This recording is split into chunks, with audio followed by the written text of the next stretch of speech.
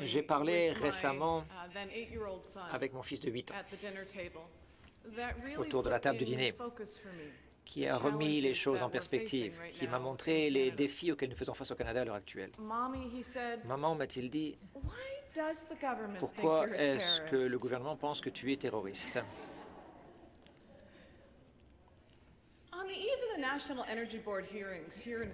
Juste avant les audiences de l'ONA pour le pipeline Enbridge Northern Gateway, qui prendrait donc le bitume des sables bitumineux de l'Alberta jusqu'à la côte, ici, de cette province, notre ministre des Ressources naturelles a mis une annonce dans le Globe and Mail, une lettre ouverte aux Canadiens. Et il disait que les groupes radicaux essayaient de détourner le système réglementaire pour tuer de bons projets. Ceux qui sont contre ces pipelines étaient des radicaux, des extrémistes. Après 20 ans, honnêtement, que je fais ce travail, j'étais toujours suffisamment naïf pour croire que notre gouvernement encouragerait la participation publique dans les processus publics. Parce que peu importe quelle est votre opinion, ce que notre système énergétique devrait être et ce sur quoi notre économie devrait s'appuyer, nous avons le droit d'avoir tous la parole. La lettre a été suivie par de nombreux discours du Premier ministre et d'autres ministres qui étaient vraiment en faveur de ce pipeline. Tous ceux qui sont contre le pipeline sont des extrémistes. Et c'est un débat au Sénat qui était la prochaine étape, à savoir la définition du terrorisme national. Devrait-on changer cela? Est-ce qu'on devrait inclure les gens qui veulent protéger l'environnement? Les exemples utilisés dans le débat au Sénat, encourager les citoyens pour qu'ils participent au processus dans un gateway, une organisation. Donc on voulait, si vous voulez, lutter contre ces organismes comme celui que je dirige qui s'oppose à ce genre de projet.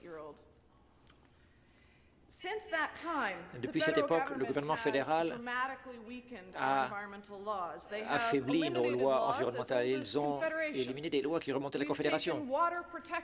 La protection de l'eau ne fait plus partie des lois. La protection de l'habitat des poissons ne fait plus partie des domaines protégés. Pourquoi? Des documents secrets obtenus par les médias dans le cadre de la loi sur l'accès à l'information ont montré que nous avons éliminé ces lois, des milliers de changements dans 2 projets de loi omnibus parce qu'ils étaient en travers du chemin de l'industrie pétrolière. On a éliminé ces lois à la demande de l'industrie pétrolière. Alors pourquoi est-ce que nous faisons cela? Ce n'est pas une question de pipeline. On veut décider simplement si on veut élargir l'emprise des sables bitumineux à une rapidité telle qu'il y aura des dommages irréversibles pour l'environnement et l'économie. Mais on n'entend plus ces mises en garde. On les entendait souvent lorsqu'il y avait des tables rondes sur l'économie et l'environnement. Il y avait des rapports chaque année depuis 2006 qui disaient « On peut faire ça, Canada. On peut créer une économie à faible dépendance au carbone. On peut avoir une économie plus forte, mais il faut ralentir l'exploitation des sables bitumineux. » Qu'est-ce que notre gouvernement a fait? Ils ont éliminé la table ronde sur l'environnement et l'économie.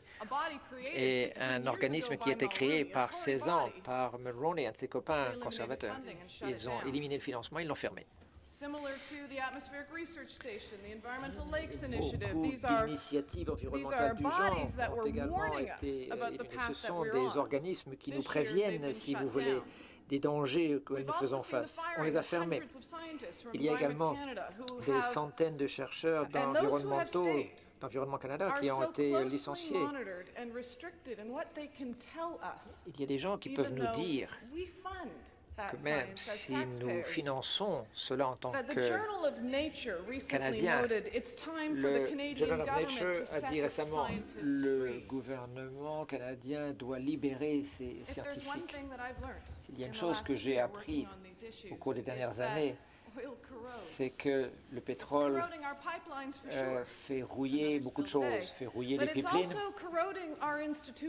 mais également fait rouiller les institutions, la base même de la démocratie, parce que la démocratie ne peut perdurer que si tout le monde a accès à l'information pour décider de ce qui est bon, de ce qui est moins.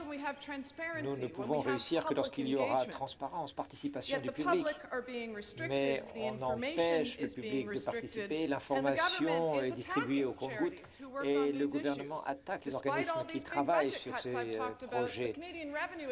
L'Agence de revenus du Canada ont réussi, eux, à avoir plus d'argent dans leur budget.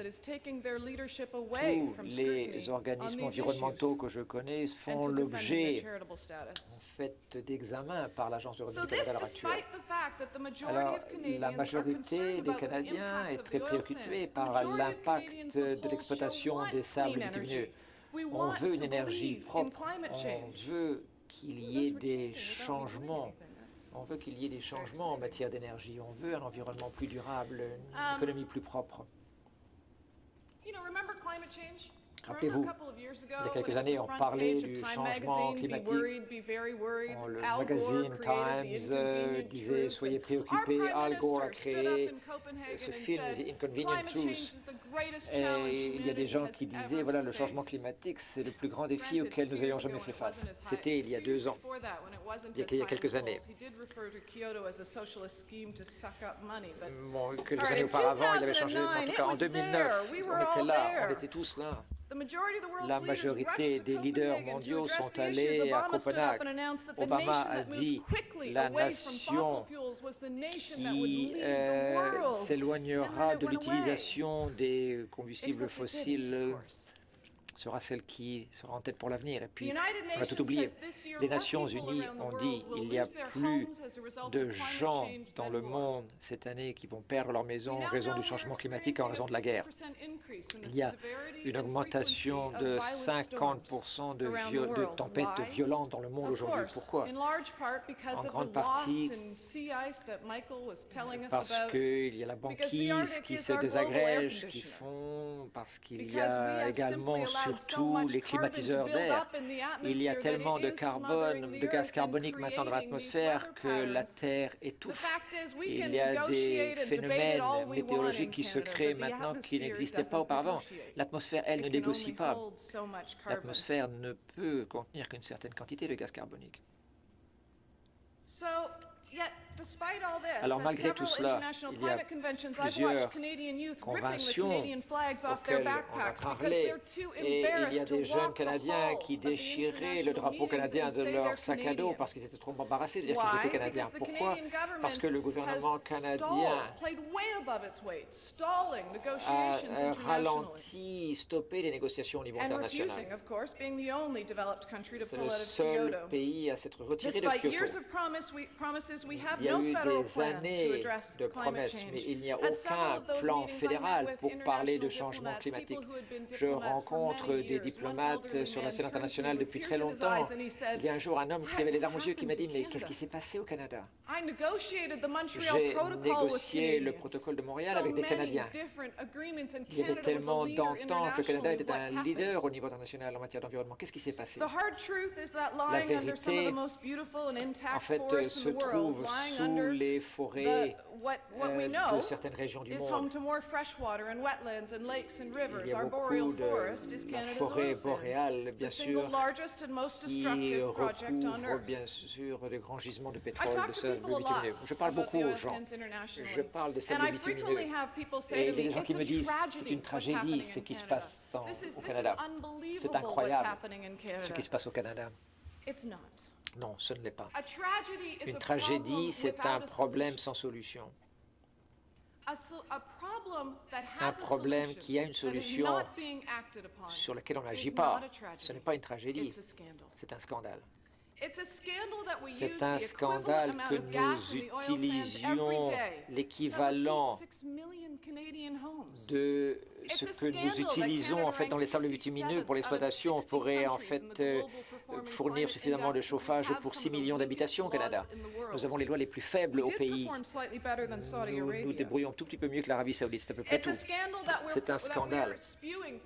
Nous rejetons 300 millions de litres de produits toxiques dans des bassins de résidus miniers qui fuient. C'est un scandale que nous avons en fait maintenant des cas de cancer dans les communautés autochtones qui se propagent. C'est un scandale, mais on peut trouver une solution. Qu'est-ce que vous voulez faire, Canada? Le Canada pourrait en fait se débrouiller très bien avec ce pétrole, mais on n'a pas besoin de gagner beaucoup d'argent. On a besoin de vivre. On a besoin d'emplois qui soient sécuritaires. On a besoin d'une économie qui soit propre, où nos enfants seront en bonne santé. Nous voulons des enfants et des parents qui restent ensemble. On ne veut pas des enfants qui restent à la maison en attendant que leurs parents en fait, reviennent de Fort St. John. Est-ce qu'on peut le faire? Nous sommes le pays qui avons inventé la fermeture éclair. Bien sûr que l'on peut le faire. Cela arrive, cela existe dans le monde. Ça, c'est en Espagne. Ça, c'est en fait des panneaux solaires qui alimentent 250 000 habitations par jour. En Chine, on entend les problèmes, mais en Chine, on construit une éolienne toutes les heures. L'année dernière, les nouveaux investissements dans l'énergie éolienne, solaire, renouvelable, les investissements ont dépassé les investissements dans le domaine pétrolier, charbonnier ou nucléaire. Nous vivons dans une ère excitante. Nous sommes vraiment à un point charnière. Nous pouvons refaçonner le monde. Nous avons la technologie pour le faire. Nous avons la capacité au Canada de le faire. Nous avons suffisamment de créativité. Cela créera plus d'emplois que ce que pourrait créer l'économie qui s'appuie sur les combustibles fossiles. Voilà. Cela ne se passera pas à moins que tous les Canadiens ne s'impliquent. Nous savons que nos gouvernements réagissent lorsqu'ils savent que les gens se lèvent et protestent. Il y a des gens partout aux États-Unis, partout en Colombie-Britannique, partout au Canada qui se lèvent, qui marchent. Il faut qu'il y en ait encore plus.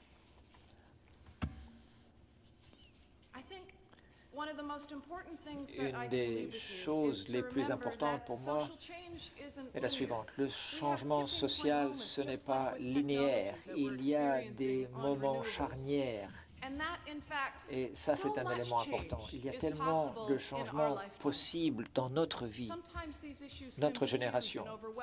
Quelquefois, les défis semblent colossaux en disant « non, on ne pourra pas régler ça, c'est trop difficile, ça va trop loin ». Mais je veux vous laisser avec une histoire d'un des membres de ma famille. Lorsque je suis revenu de ma première conférence sur le changement climatique, j'étais tellement déprimé que je suis resté en pyjama. Et donc, j'ai construit beaucoup de Lego avec mon fils. Et j'ai passé également beaucoup de temps avec ma grand-mère de 92 ans. Et elle m'a dit, arrête de te plaindre. Rappelle-toi tous les changements possibles, tout ce qui est possible dans votre vie. Parce que moi, j'ai vu tellement de changements dans ma vie. Tout le monde a complètement changé. La façon dont on communique, la façon dont on le transport. Lorsque moi, j'ai eu ta mère, on n'avait pas de téléphone, on avait une ligne publique. Lorsque ça sonnait 2 fois, c'était pour nous. Il n'y avait pas de téléphone cellulaire, il n'y avait portable, il n'y avait pas d'ordinateur, il n'y avait pas de tablette personnelle et ainsi de suite.